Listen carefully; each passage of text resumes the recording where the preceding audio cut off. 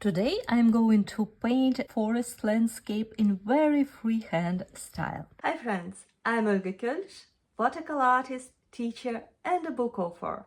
Welcome to my studio. Firstly, I would like to glaze my paper, 3/3 from the top to bottom. No drawing is needed, it will be absolutely spontaneous painting. For the sky I will take ultramarine blue, but I will make it a little bit dusty, just mixing with everything I have on my palette. We'll get a little bit moody day.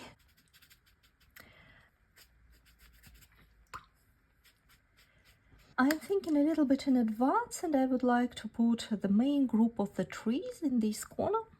Therefore, I try to distribute most intense paints to the other side. A little bit of warm green, for example, sap green, to the sky. At the same time, I'm shaping a little bit of clouds. Why not?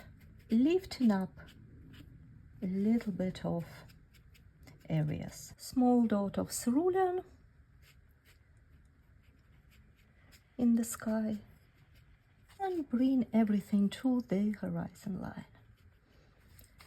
The sky usually is very light next to horizon line. It's most far away point from us. As the opposite, I can add a little bit of touch to the sky on the top, which is closer to us, like this. Sap green I might also use.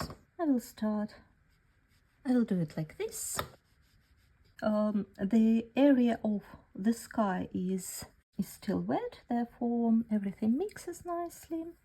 A little bit bigger group of trees right here, a little bit smaller there. Now I'm creating the big mass of forest, using basically every greens I have on my palette.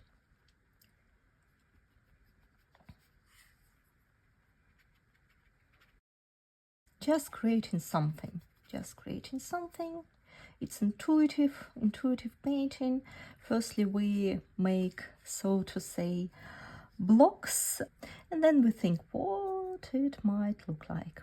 Now, while this area is still wet, I will show you some trick. I have just a piece of thick paper, and I will grab, I have squeezed colors like this on my plate. This will be our trees. Another one, maybe add some burnt sienna. Do the same. More trees are coming. Something like this. Now let's focus on this main part. For this part, I would like to make it darker. I will mix my sap green with black, a little bit of ultramarine blue, and I use the same technique. And I place my pine trees, silhouettes. Can add a little bit more of black to make it darker. Just touching the paper. So I will take my smaller brush, create more recognizable shape of the trees.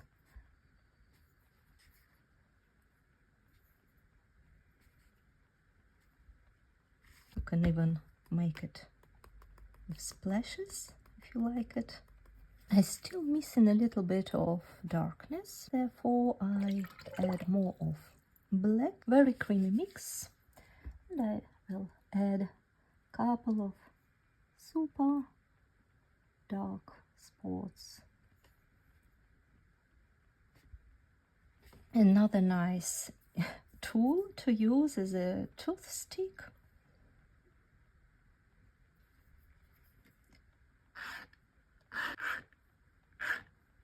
Now we have a lot of trees. Not only down, but a little bit up. I still have a little bit of wet paper.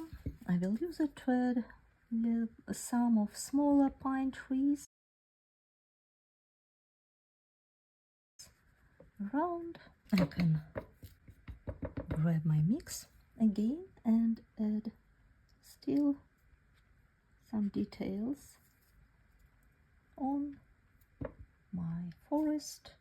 Salt is also fine to add at the bottom part. Sometimes I feel like I do some cooking, salt, pepper, everything around. Now let's place our forest on some ground. Now I will mix olive green. Sap green is a really nice color. I recommend to have at least Viridian as a green in your palette, Viridian of phthalo green, but sap green also can be nice to have in your permanent palette. It allows to create very beautiful mixes.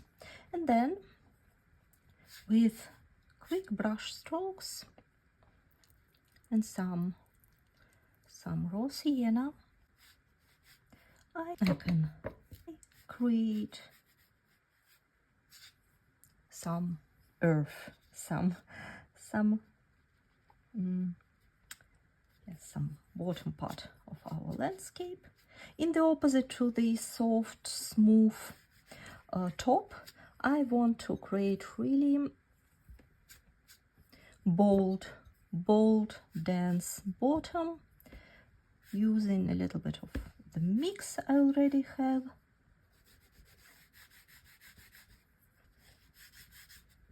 Can be long brush strokes with the tip of the brush like this, or more flat brush strokes. And if they leave a little bit of white area, that's really nice. Add some salt. I added salt in this area, therefore I will add salt for the ground on the opposite area, so it will be more interesting just on this opposite area.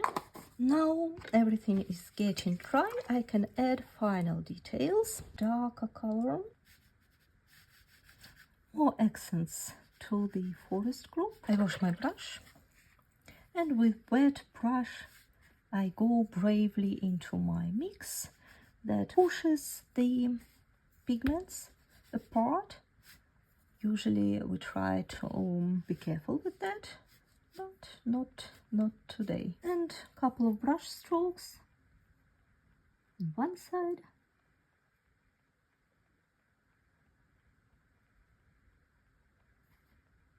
it's all about your imagination. What would you like to add at which point? Go more a little bit into details. Add a couple of trees on the front. I still have the paper is still wet, that will create these soft silhouettes. I can use my paper towel to apply a little bit of pressure, and together with the salt it will make nice texture on the other side. Let's also use paper towel for this area. Remember, we added some water and that created these nice pleats. Let's remove the tie. Here is our very quick sketchy forest landscape. Thank you so much for painting with me. I hope you learned something new. I hope you enjoyed the process. Please let me know in comments what would you like to paint next. And see you soon. Bye bye.